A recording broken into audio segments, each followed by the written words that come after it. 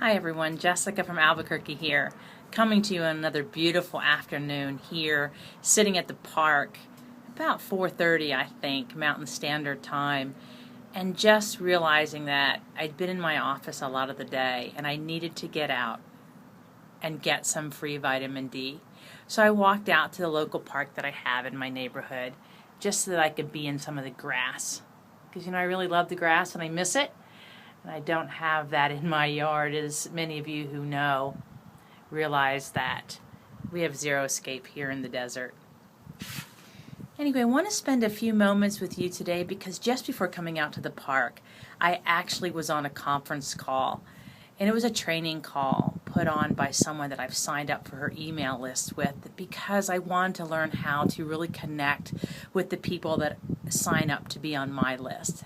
Things that people want to know, and how do I get more people to join with me and fight the forces of evil, if you will, pursue our dreams and travel the road to awesome. So I was on the call today. It was about an hour and a half, and the guest speaker was Marci Shimoff, and many of you may know her as the co-author for Chicken Soup for the Soul with Jack Canfield. But what you may also remember her is she is one of the best-selling authors of the books about happiness and love.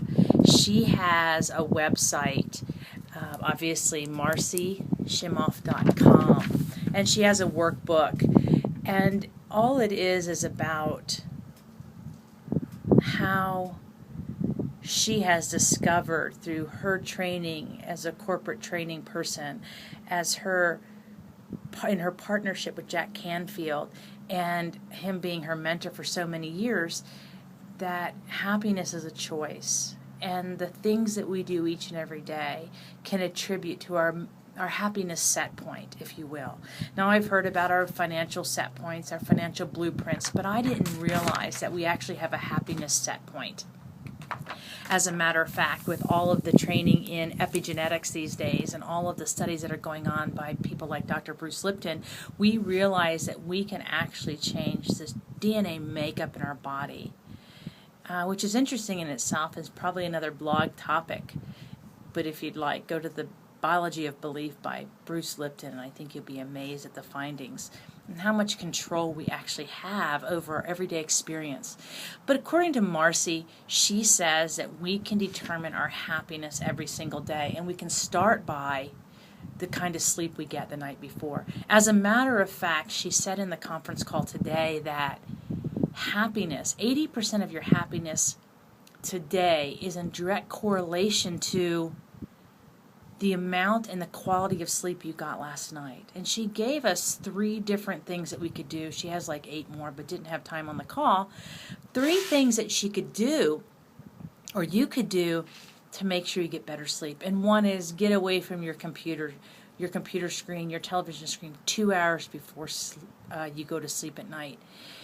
Interestingly enough, I'm sometimes on the computer until I about go to bed at night. I enjoy being on it. I enjoy doing what I do. As a matter of fact, I love what I do every day. And so sometimes to force myself to get off the computer is a big deal in order to go in and just relax and get ready for bed. She also says that you want to possibly put something like sesame seed oil on your bottom of your feet at night. And that what that does, it helps release the melatonin levels in your body, which obviously helps you go to sleep. So anyway, what I really want to talk to you today about are how to reset your happiness set point and how easy it really is. And I'm going to give you a 30-day challenge.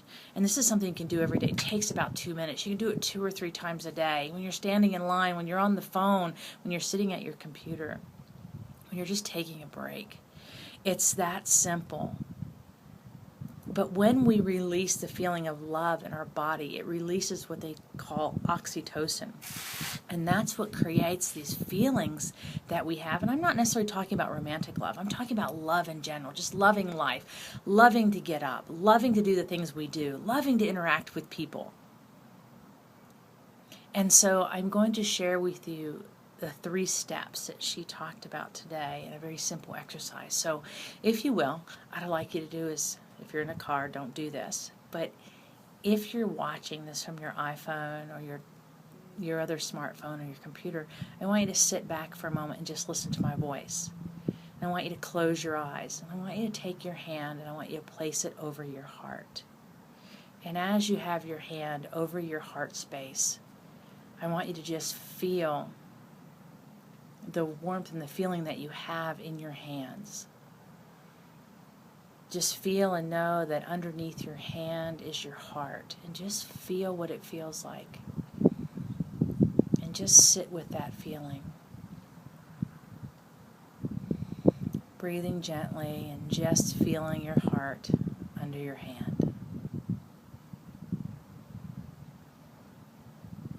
Next, while leaving your heart under your hand, or your hand over your heart, I want you to breathe in deeply. And as you breathe in, I want you to see that breath going into your heart center. See it in your mind's eye. Physically see the breath going in to your heart and leaving your heart. Deep breath in, going into your heart center, and on your breath out, feeling and seeing the breath leave your heart center.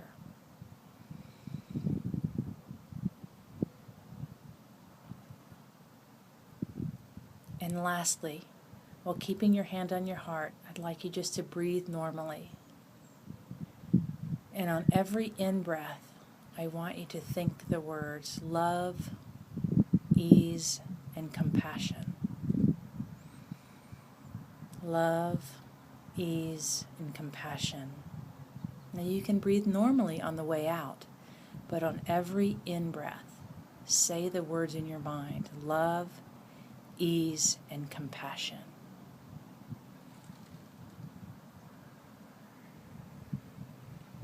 And then when you're finished, take your hands off your heart. See how you feel. Do that every day. Do that whenever you've got 2 minutes. I can tell you, you will lift your love vibration to levels that you've maybe not experienced before.